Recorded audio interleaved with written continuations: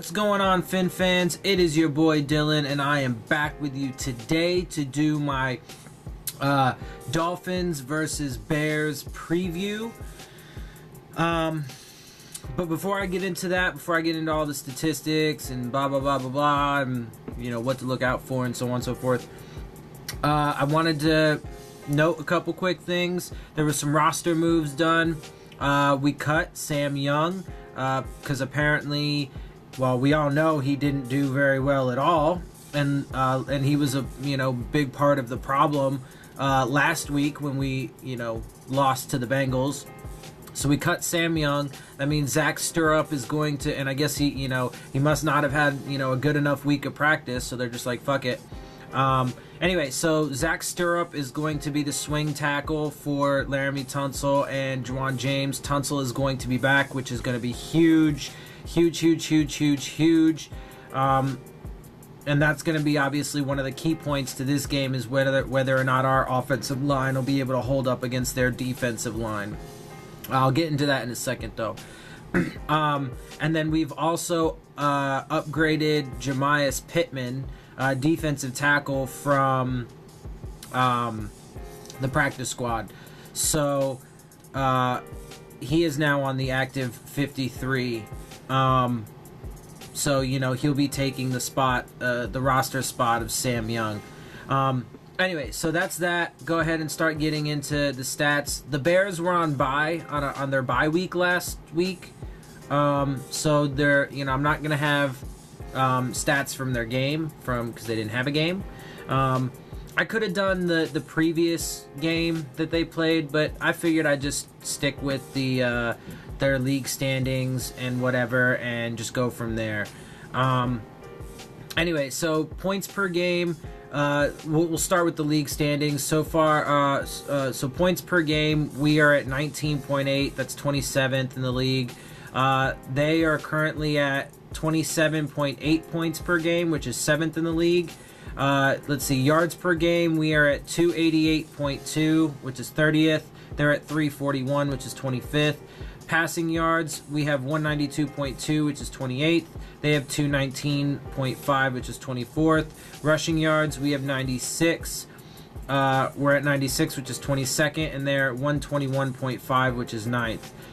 Defensive league standings, points allowed, 23.4 is 16th. That's us.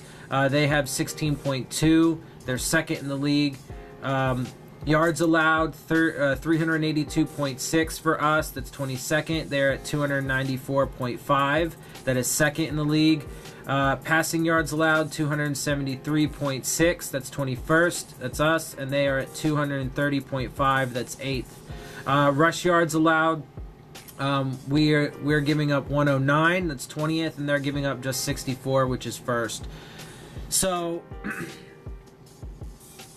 this game is going to be a game primarily of defenses. If you just look at the standings and the statistics and stuff, our defense should be better than their offense, and vice versa, just based off of that. But I feel like with Tunsil back, I think this line is gonna pick it back up. I think we're gonna keep improving on the run game, and I think I think they're gonna get it together, man. At some point, I feel like at some point they are going to finally bring it all together, and that offense is gonna start being, if not super explosive, at least efficient, and with some explosive plays and stuff. I think they are going to get it on track, and our defense has been playing really well, all year. But it really is going to come down to, in the trenches, that's where it starts, so we got to be able to run, we got to stop the run. I think our secondary is playing really well. We're first in the league for turnovers or interceptions.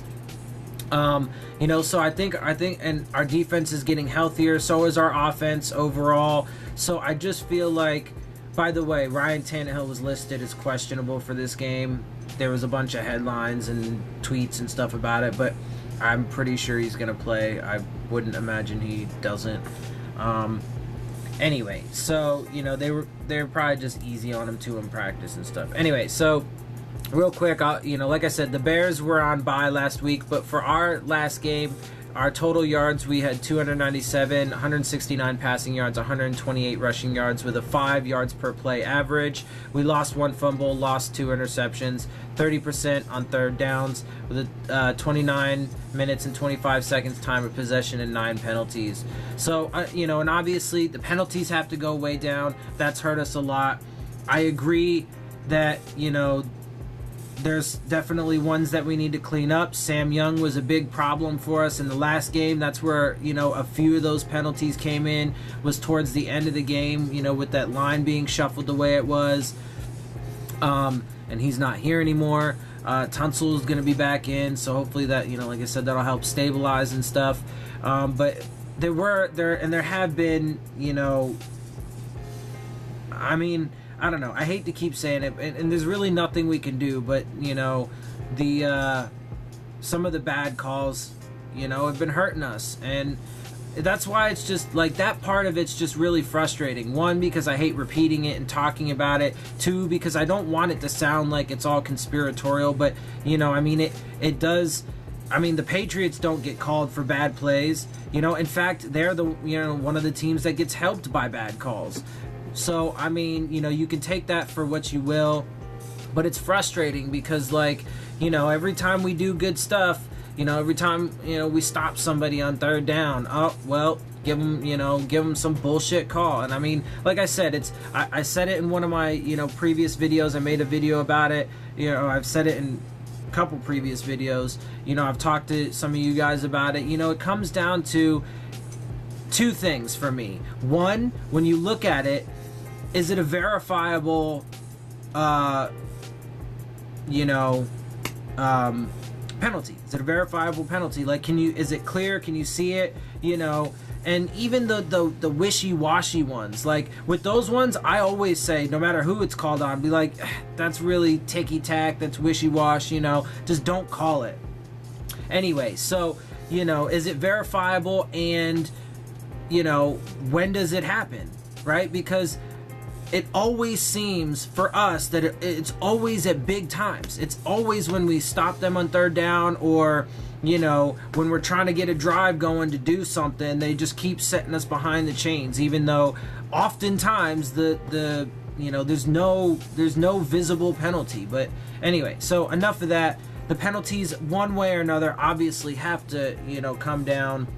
I made a video on what I think could be some possible solutions to that whole officiating thing. So check that video out if you haven't seen it. But I'm trying to move on from that. We'll see how this game goes. If they start calling a bunch of bullshit, but I'm gonna try and, like I said before, I'm gonna try and tweet out during the game and stuff. So I'm gonna try and be on top of this stuff as the game's going. But hopefully it's not the case this week, man. I'm just tired of that. I really am.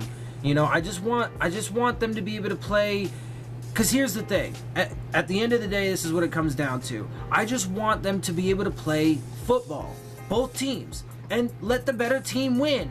And, I understand that there are penalties and there are but it's the game, not even just as a Dolphins fan, but just as any fan, I would find it hard to imagine that any fan could disagree the game as a whole is over officiated, and furthermore that a lot of these rules are just arbitrary or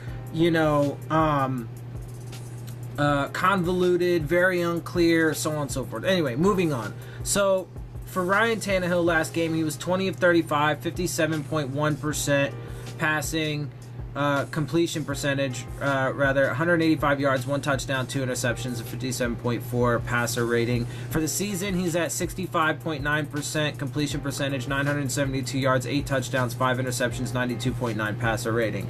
I think that he's going to have a lot better game. It is going to be tough because that defensive line, particularly with Khalil Mack, that's going to be a big thing. We're going to need to stop him. That's going to be one of the keys to the game for sure. Because we need to be able to open up running lanes, and we need to be able to pass the ball. Like I said, the Bears were on a bye, so Mitchell Trubisky didn't play last week, but is so far season stats are 70% completion percentage, 945 yards, 8 touchdowns, 3 interceptions, 101.6 passer rating.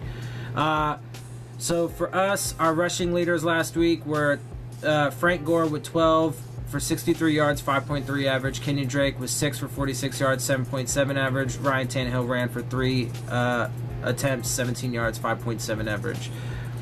And our receiving leaders, Kenyon Drake was 7 for 11, 69 yards, 1 touchdown. Albert Wilson was 5 for 6, 43 yards. Danny Amendola was 3 for 4, 30 yards. Mike Gesicki 3 for 5, 26 yards. Kenny Stills 2 for 5, 17 yards. And defensively, we had 2 sacks, 6 tackles for loss, 1 interception, and 4 passes defensed. And again, just one last time, they were on bye, so don't have stuff for a game because they didn't play a game. Anyway, so I think that, like I said, man, I'm not gonna bet against the team, and I think that with Tunsil back and everything, and I gotta have faith, man. I gotta have faith in Tannehill and Gase, and I gotta have faith in, you know, this squad to pick it up. It's gonna be a home game for us, you know, so hopefully that should help. I think they'll find a way to scheme against Khalil Mack. I think they'll find, you know, they'll give whichever side, you know, he's on, because they'll probably move him around. So, you know, James and Tunsil will probably get time against him, but I think they'll give those guys some help. You know, I think they'll scheme against it. They'll get quick passes, you know. So as long as they can, the big keys for this game, I think, is going to be our offensive line against their defensive line. I think it's going to be penalties, and, you know, I think our defense just needs to keep playing like they've been playing. And I think we can be all right, and I think we can win this game. I'm going to call it 21-17 Dolphins. I don't think it's going to be a super high-scoring game because I think it's going to be more defensive heavy, but I think we're going to come away with that W. So, you know, we'll see what happens, guys. You know, we'll obviously stay hopeful. We'll stay, you know, for me, like I said, guys, I've said it before, I'll never give up on this team. I'm a diehard fan, so no matter what, I'm always going to be behind the guys, you know, and I think that there is a lot of stuff to be, you know, happy about with the way that the team's been built, you know, in the past couple years and so on and so forth. I think they're doing a lot of good things. So I just gotta stay behind them, and I'm always gonna. So anyway, with that, this actually wasn't a very long video, mostly because I didn't have stats for them and stuff, but that's cool. Keep it short. You know, so like I said, 21-17 Dolphins victory, which will take us to 4-2. We do need to win, though, you know, because we need to keep pace in the division. We need to make sure we're staying, you know, keep the ship upright and everything. But I do think we will come away with the win. So with that said, guys, I hope you enjoyed the video. If you did, make sure you hit the subscribe button. If you want to get the alerts, hit the bell, share it with your friends and family, post it on Facebook, Twitter, wherever you want. Hit the like button, leave me your questions, comments, and concerns down in the comment section, and follow me on Twitter. It's at Dillon Tartaro. The Twitter handle, my Twitter handle, is on the end screen, so check it out if you don't know the spelling. And with that, I'll see y'all soon, guys. Fins up. Let's go. Let's represent tomorrow. If you live in Florida, make sure you get to the game. Be loud, show out, and let's get this W. I'll see y'all soon.